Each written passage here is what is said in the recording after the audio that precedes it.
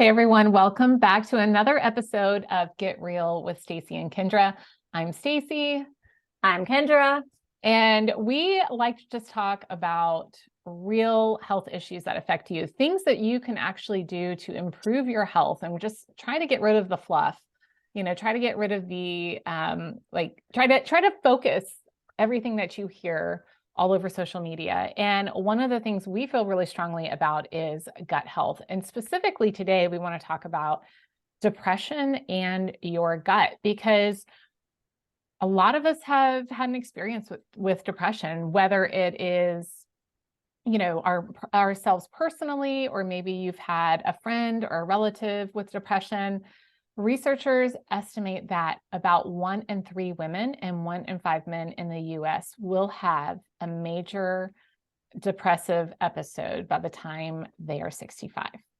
So that's a lot of us, guys. And what we're seeing in research and anecdotally in my practice anyway, I'm seeing that the gut health, that link between gut health and brain health is so strong. So there are things that we can do to support that link and ultimately improve your depressive symptoms and help you manage those a little bit better through the gut. So that's what we're going to talk about today. We're going to talk about the gut-brain connection, and then we'll give you 3 things that you can do to help you address your gut health for better mental health. So I don't know, Kendra, have you had any experiences with depression in your lifetime?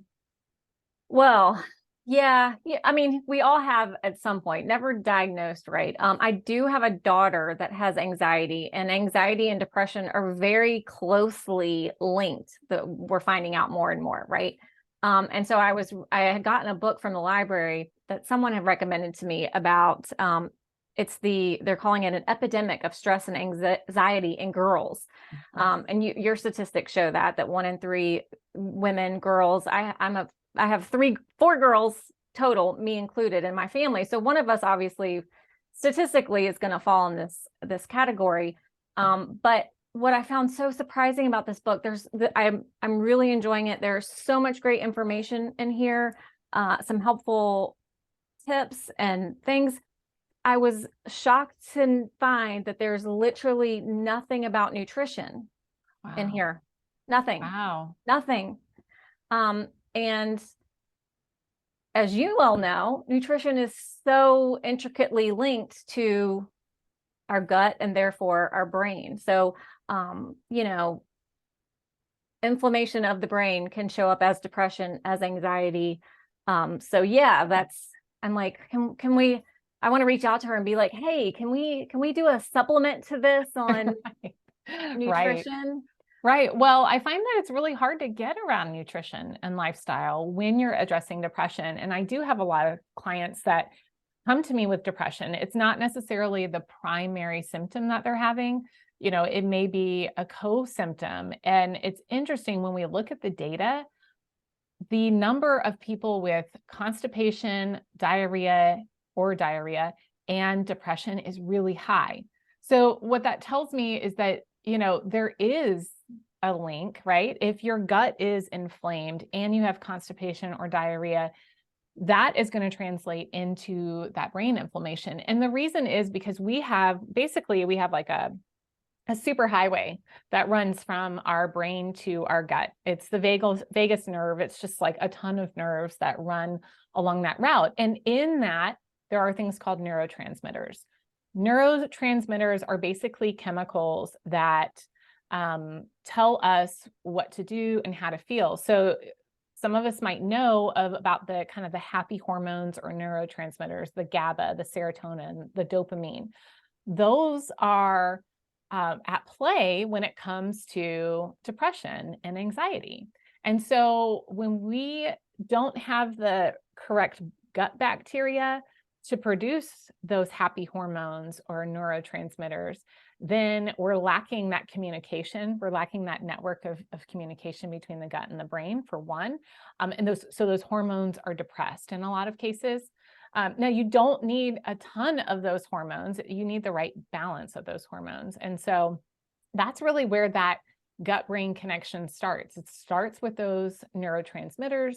And if that is not, if those are not being produced, we're going to feel depressed. We're going to feel anxious. We're going to have these mood disorders associated with low neurotransmitters. That's so interesting. Like because I know when I struggled with constipation, it's like, I'm sure I was depressed, but it's like that thing of, did the depression cause the constipation, or did the constipation cause the depression? And at the end of the day, they both just suck. So it's like, how do we fix it? Because you're just like, okay, I don't want to do anything. I want to eat the junk. I want to sit on the couch. I want to do all the things that are not going to help me. Right.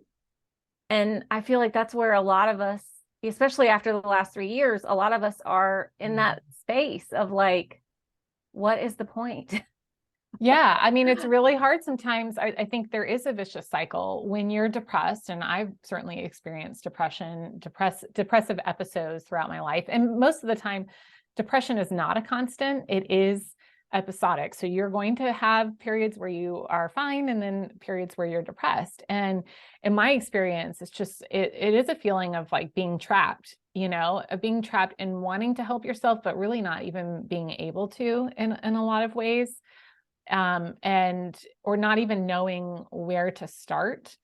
And so, that's why I love the gut as a place to start, because like I've said in previous episodes, everything works better when you're fueling your body correctly. And sometimes it's really hard to get there. I'm not going to lie. Like I know that it's hard to get there, and do the hard work of fueling your body appropriately and choosing those right foods and exercising and doing all the things. But every little step gets you a little bit closer and helps you to kind of like pull yourself out of that hole. Because most of us probably have gut issues. When we look at our environment, when we look at the things that cause gut issues, junk diets are the first on the list. Junk diets are inflammatory to your gut, and they lead to nutrient deficiencies of essential nutrients that, again, help to fuel your brain, help to fuel the production of those the neurotransmitters, and then, of course, help to feed the healthy, good bacteria. So when we're eating a junk diet, that gut is going to be impaired. But you could also have gut infections. Parasites are actually a lot more common in the US than we think. We think if we travel to a third world country, we're going to get a parasite. And yeah, that might happen, but it could happen in the US too. Just had a client last week who had been treated for parasites and had no idea. But viruses, we just had a stomach bug last week. In my family, and that happens. And sometimes when I look at somebody's health history and I'm like, when did your symptoms start? Well, I ate at a restaurant and I got sick, or I had the stomach bug. And that can be this trigger for leaky gut and other gut issues. So sometimes it's infections. And then we also have conditions like SIBO and SIFO.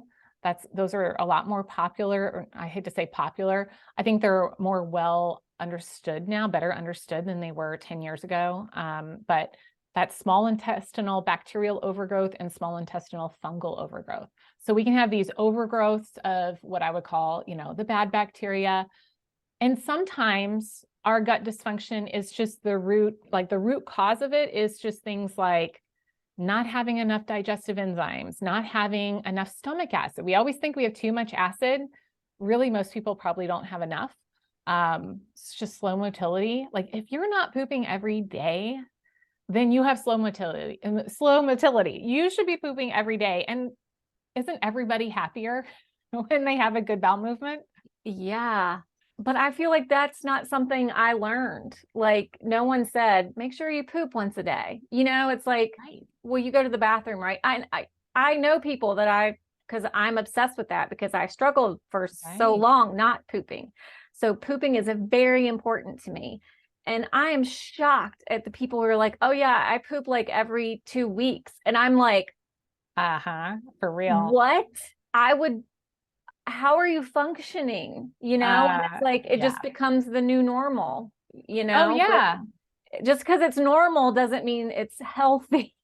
Well, and I think even some people, even sometimes when you go to the doctor and you go to the GI doctor, and I know we talk about doctors on the show. I'm not anti-doctor. I'm not anti-conventional medicine, but I've worked with enough people whose symptoms have been totally dismissed. Either, oh, well, that's fine for you. That's just your normal. That's just going to be your normal. Or they swing the opposite way and let's put you on Miralax for the rest of your life, or let's put you on some kind of other Linzess or some other constipation medication. But there's no like, oh, what should we do to help you poop for like on your Right. own? We should find out why you're not.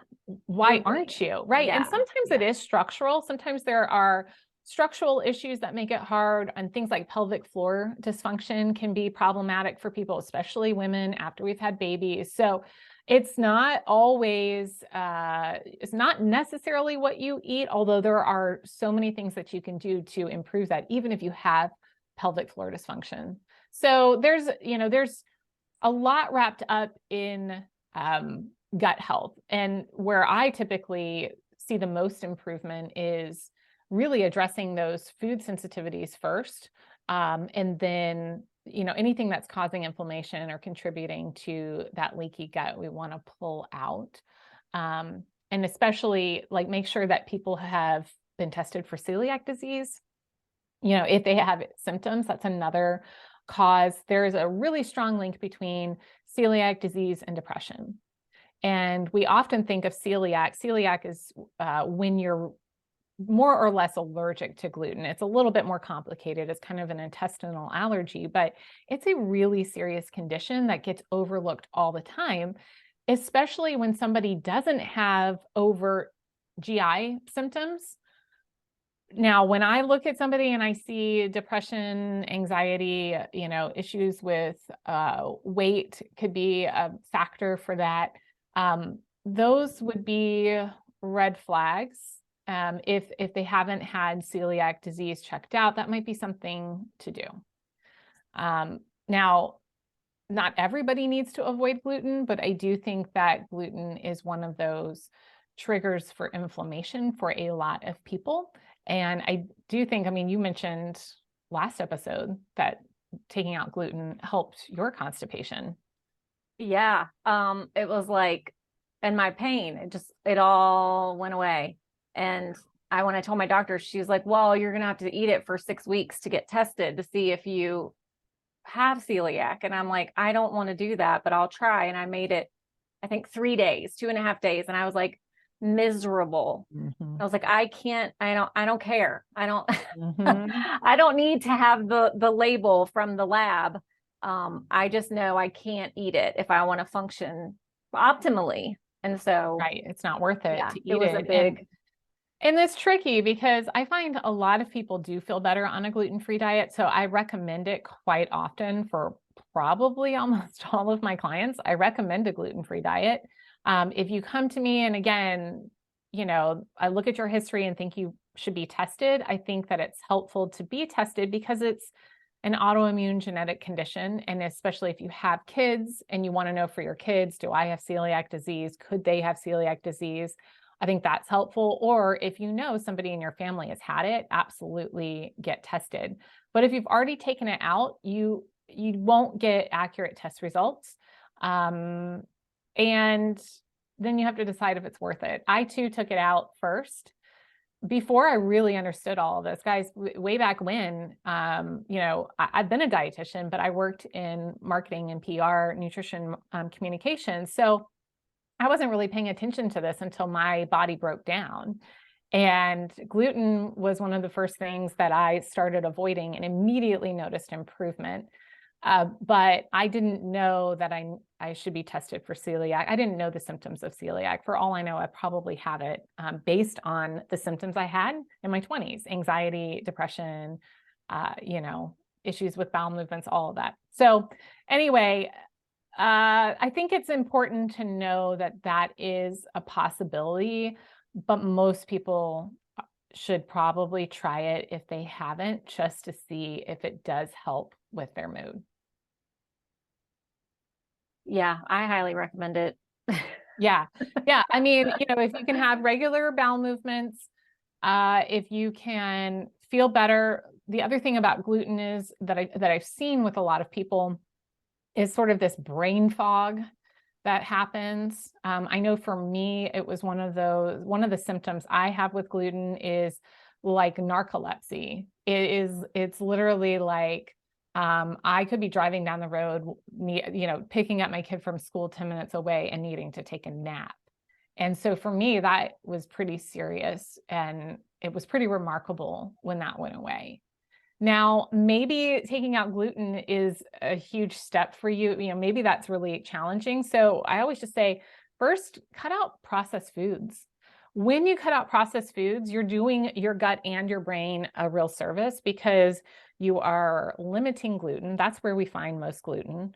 You are limiting sugar, and you're limiting seed oils, which are also really inflammatory to the gut and have a tendency to cause other issues. So we like to, have, I think if we take out the processed foods and really focus on the whole foods, you're going to see improvements if you do that. Yeah, like whole foods for the win, because it takes out all the things that seem to, the sugar and the gluten. I found that, like, and I feel like I never really paid attention to this until like taking things out. But if I eat something that, if I feel tired after I've eaten it, I'm like, okay, my body is working way too hard to process this. So I need something. Either I need to stop eating this, I need some digestive enzymes, something to help me, a probiotic, a prebiotic, which I want you to tell me more about prebiotics, because I don't fully understand prebiotics. But it's like, if you eat something, and we always hear that at Thanksgiving, that it's the turkey's fault, the turkey gets the blame.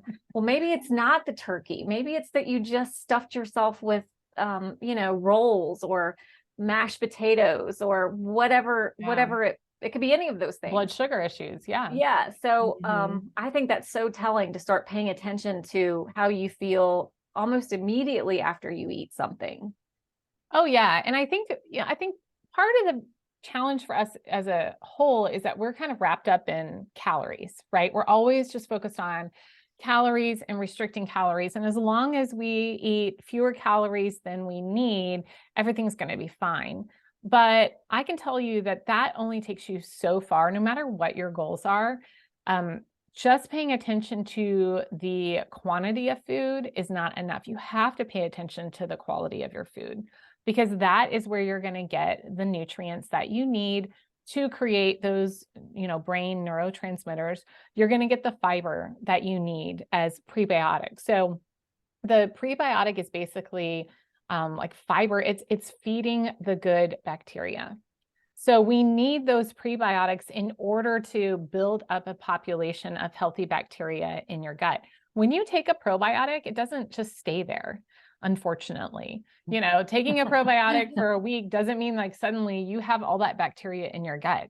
It doesn't happen like that. We have to feed those bacteria so that they multiply and that we build up that healthy gut bacteria. So the idea of taking probiotics and having that be the only thing you do for your gut, that's just not enough, right? Because if you're not feeding that with the right foods, it's not going to take, right? They're not going to just do their job.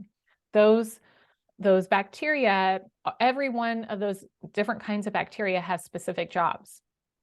So there are some bacteria that are more helpful than others for not just for your gut, not just for constipation, diarrhea. Like, I'm very specific. If you come to me with diarrhea, I'm not going to put you on a strain of bacteria that's really good if you're constipated, because then we're going to have, we're going to keep having those problems, right? So I'm very specific when it comes to that, but there are also some certain strains that are helpful for your brain health. And so, it's important to understand there are bacteria that have been indicated for brain health, right? They've been shown to be either helpful if they're there or helpful if they're not there. There are some bacteria in their absence, maybe their absence is a good thing. Okay. Not all bacteria are good. We just have to find that balance. So yeah, I mean, probiotics is part of the puzzle because the bacteria are what help to create the neurotransmitters. So we need to build up a healthy flora by eating the fiber in the whole foods. Fermented foods are a good option.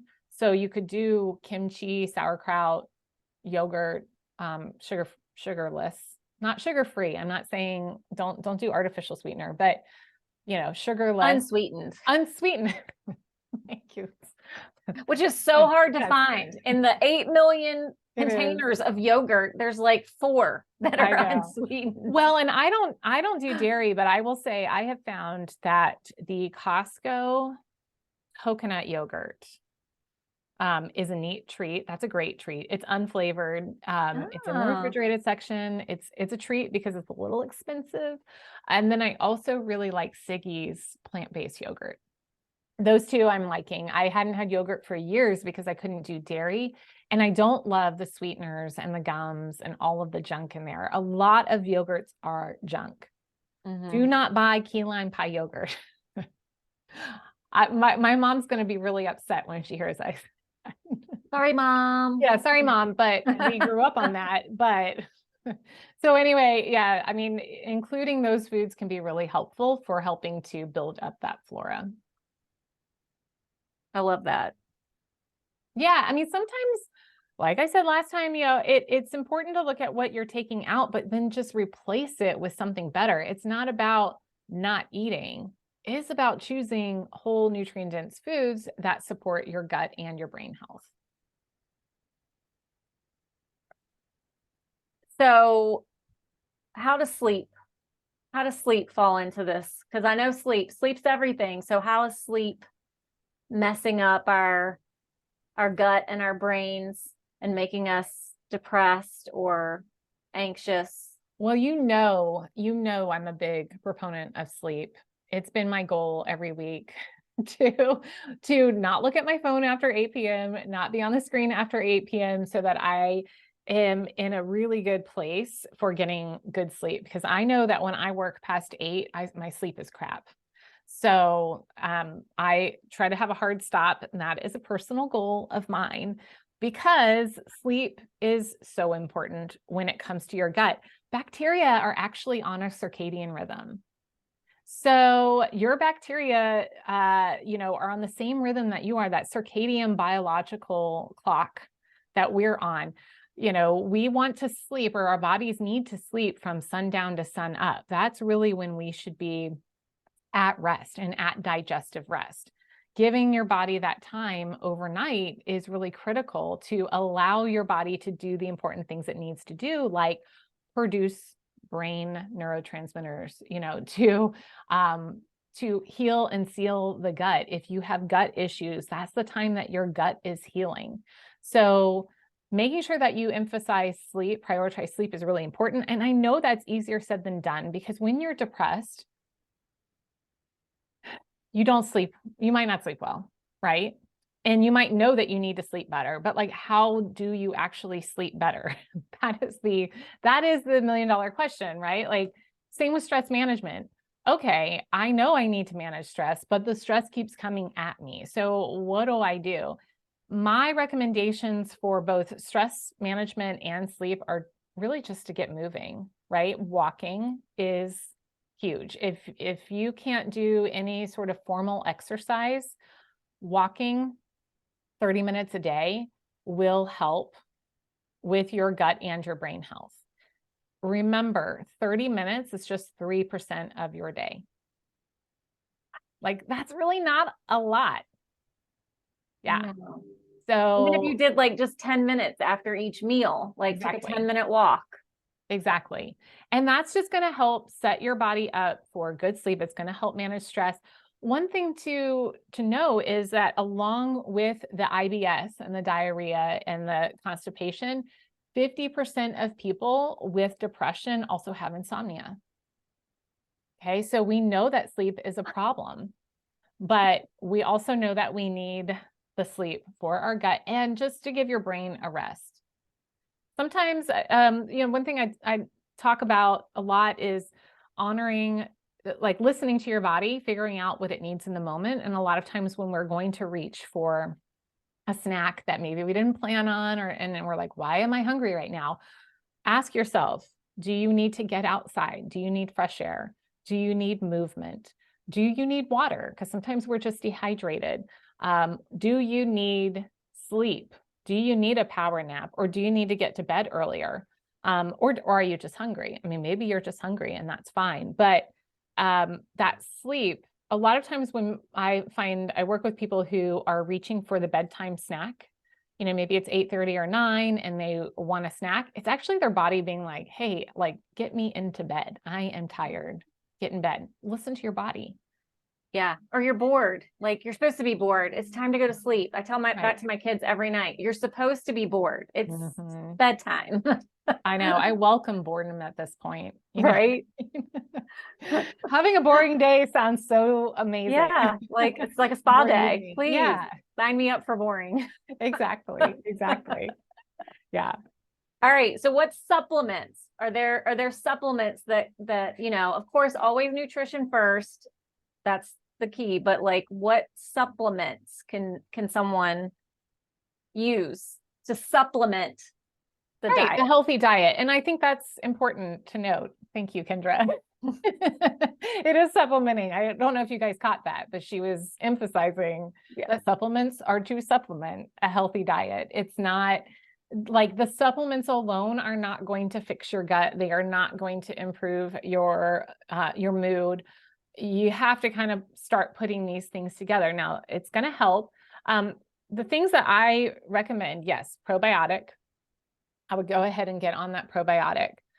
Magnesium. Magnesium is a mineral that we're often missing.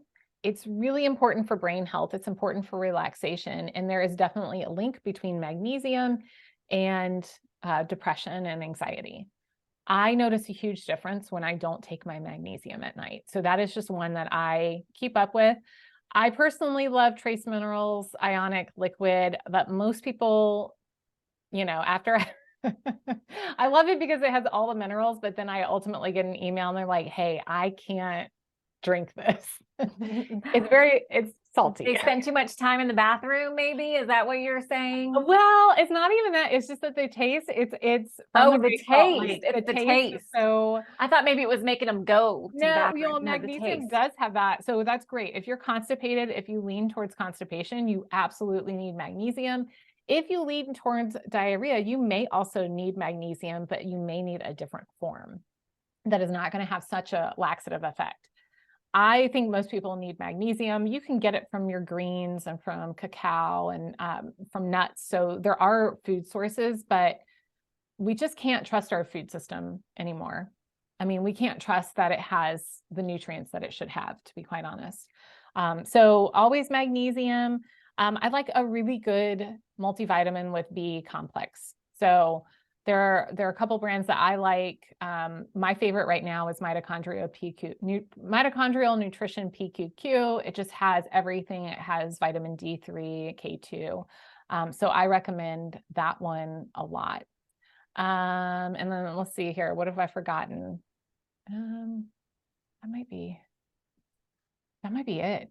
Those are the digestive enzymes. Yeah, digestive enzymes can be really helpful. So that's going to help you break down your food, and then it's going to help your nutrients get utilized. So as we age, that doesn't work quite as well, right? Like our own natural enzyme happening. Yeah, exactly. So even that's one of the reasons why we have trouble with lactose. A lot of people need some help with milk and cheese and yogurt, because after about the age of 2, we stop producing that specific enzyme, or it's lacking in production. Other enzymes, again, you know, protein is necessary to create your own natural enzymes.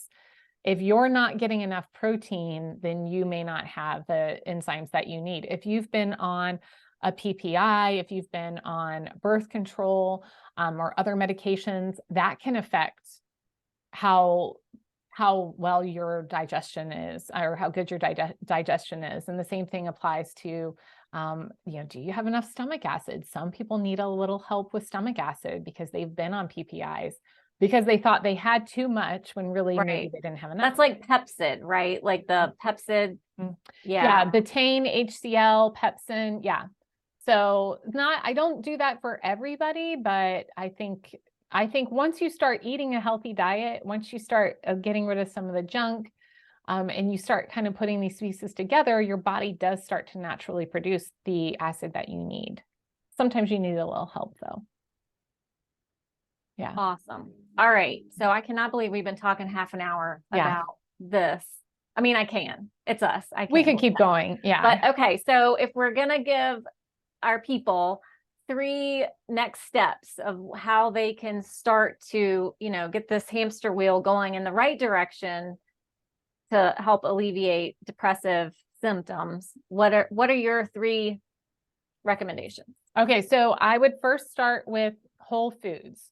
Whole foods, more whole foods, less processed food. Okay, so shop the perimeter of the grocery store, try to avoid the junk aisles.